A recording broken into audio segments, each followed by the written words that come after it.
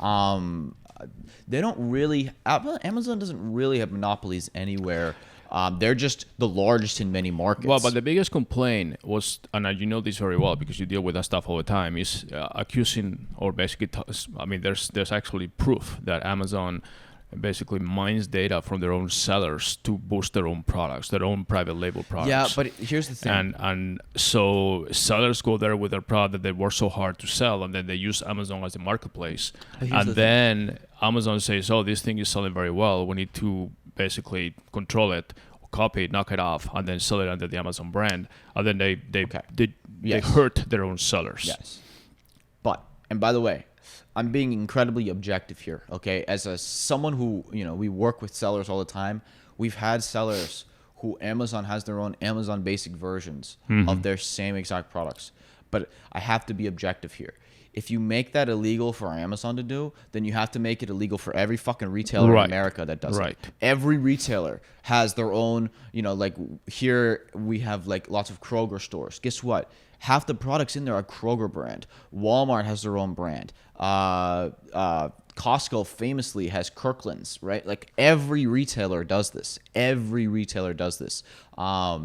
if you make it illegal for Amazon, then you're going to have to make it illegal for all of them. It sets a precedent. And I don't think you should do that. But the question, and I'm playing devil's advocate here, I totally understand your point, but when Walmart is putting, or Kroger or whatever, are putting their own branded products next to the brand name product, like they put something next to their, like Windex, and they have their own brand or something, they're not using the customer data. The customer goes to What do you mean? Well, no, I'm talking about the retail store. You go there. Oh, retailers are...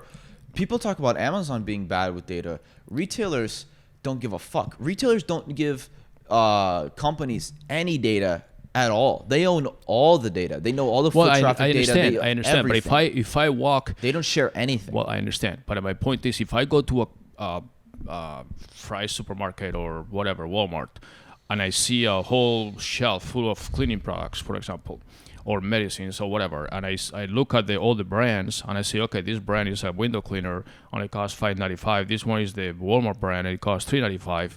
I have the choice. I mean, I don't have any data that is serving me this product over the other one or boosting it or whatever. Well, you do, because they're taking shelf space. They're taking shelf space there, but they're all there at the same view range. Versus if I go to Amazon and I'm searching whatever, the Amazon selected product or Amazon's choice or whatever comes usually first. But Amazon's choice is different. Amazon's choice can be any product. Well, I understand, but you have a little.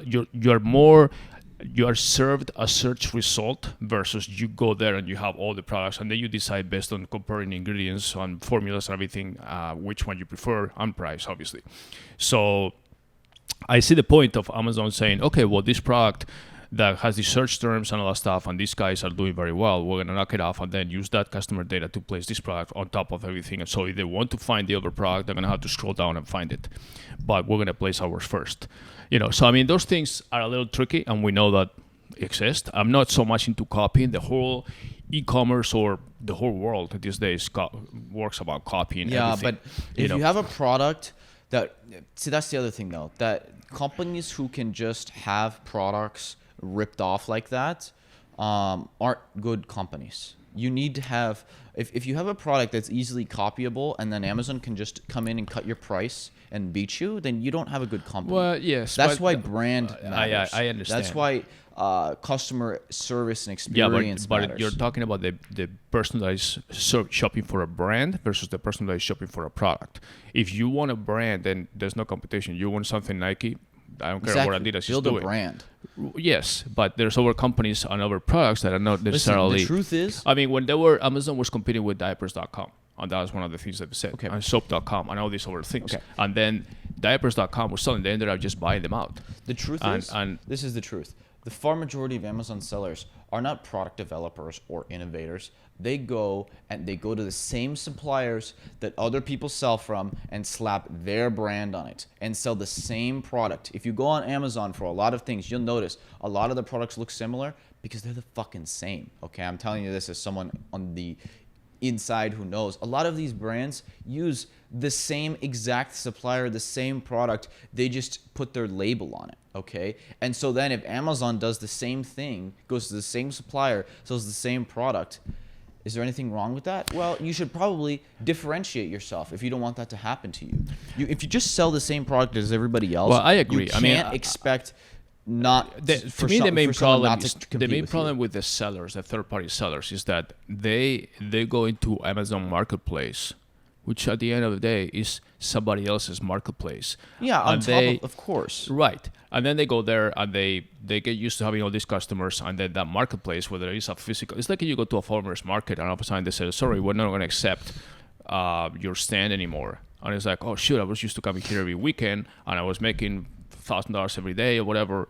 And it's like, well, sell on your own store. We're just giving you the space and then we're shutting down the market, or we're not accepting these products or whatever, So that's bad on the sellers to rely only on Amazon or put Amazon as their main revenue source, because they know they have zero control over what Amazon is doing. But one thing, like if I'm a book writer or something and I'm used to writing maybe a book a month, kids stories, children books, whatever, and I write the books and they're doing pretty well and I have my following and all that stuff, and then I sell through Amazon's bookstore, and then Amazon says, well, these guys are selling very well, so we're going to start creating our own children's books and we're going to knock these guys off, and then we'll start selling our own books because they're not going to find those books anymore. They're going to find ours, which is a true story. That was a family basically that were highlighted yesterday.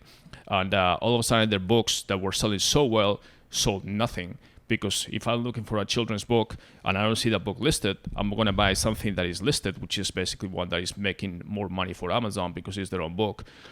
So then they cut me off. So that's bad on Amazon for doing that, as Bezos recognized, and he said that he wasn't aware and blah, blah, blah. But it's also bad on the seller to say, hey, my only way to sell the books is through Amazon. Okay, well, open your own bookstore, create your own website, create your own store. So if people really like you, they're going to do a search, find you, and then they just buy from you direct. So it's something that you cannot just put the blame on the business trying to, like Amazon or whatever. You need to also be a business person yourself and say, I'm using Amazon as a channel, but it's not going to be my only channel. If that spoke of my wheel breaks, I still have 10 others that are going to sustain the wheel so it keeps rolling, So that's my argument to that. But yeah, I agree. As far as Amazon not being a monopoly, I think it's a good business. I think they were the first mover in a huge space and they won. Why did they win? Because Amazon for the consumer is a phenomenal product. They give you the best prices. They give you free 1 or 2 days shipping. I mean, it's a great, great product. Why do you think so many people use it?